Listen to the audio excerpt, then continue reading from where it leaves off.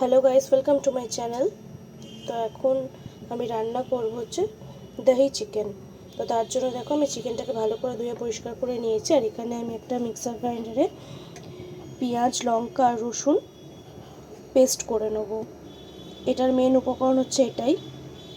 এর মধ্যে খুবই অল্প মশলায় এই রেসিপিটা তৈরি হয়ে যায়। তো চলো তাড়াতাড়ি করে এই রেসিপিটা বানিয়ে ফেলি। এরপর আমি গ্যাসে একটা কড়াই বসিয়ে নিয়েছি। আর শুকনো খোলায় আমি 3টে শুকনো লঙ্কা এবং কিছুটা পরিমাণ সাদা জিরে আমি ভেজে নেব। এটা ভালো করে শুকনো খোলা একটু নাড়িয়ে চাড়িয়ে নিয়ে তারপর এটা শুকনো খোলায় ভেজে নিয়ে এটাকে আমি হাঙল দিস্তায় গুঁড়ো গুঁড়ো করে নেব। পুরো মিহি করে হবে না এটা, যার জন্য আমি এখানে হাঙল দিস্তায় ব্যবহার করব।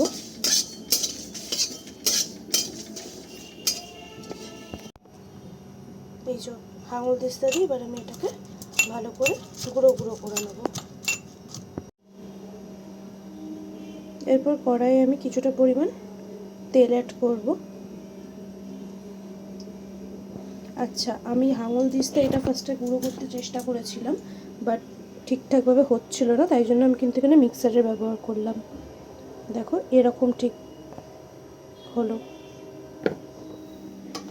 তো তেলটা একটু গরম হয়ে গেলে এতে আমি চিকেনগুলো অ্যাড করব।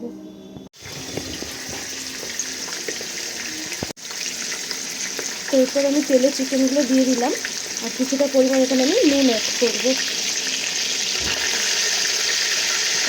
এবার ভালো করে চিকেনগুলোকে আমি ফ্রাই করে নেব।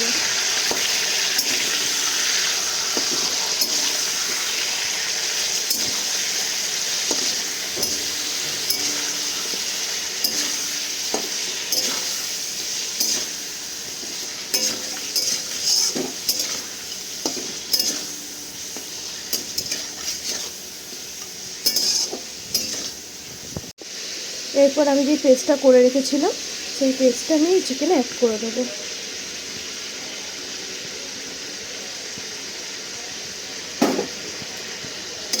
ভালো করে আবার চিকেনের সাথে মশলা মিশিয়ে নেব।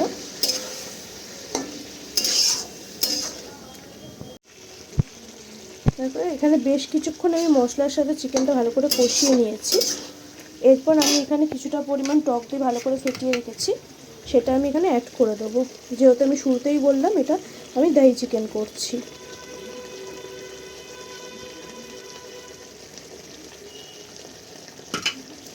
তারপর ভালো করে আবার চিকেনের সাথে দইটা আমি মিক্স করে নেব।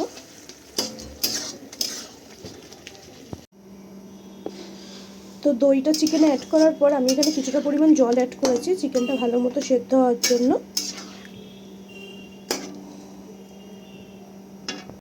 তো চিকেনে জল অ্যাড করার পর এখানে কিছুটা পরিমাণ আমি ধনে গুঁড়ো অ্যাড করব। খুব বেশি না, একদম সামান্য পরিমাণে আমি এখানে ধনে গুঁড়ো অ্যাড করব টেস্টের জন্য।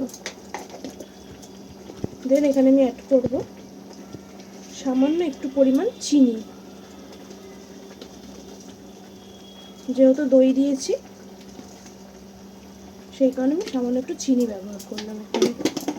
তারপর সব কিছু ভালো করে এখানে মিক্স করে নেব।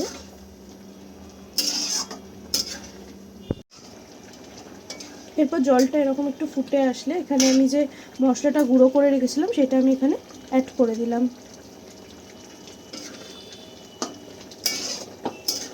তারপর ভালো করে চিকেনের সাথে আমি মিক্স করে নেব মশলাটা।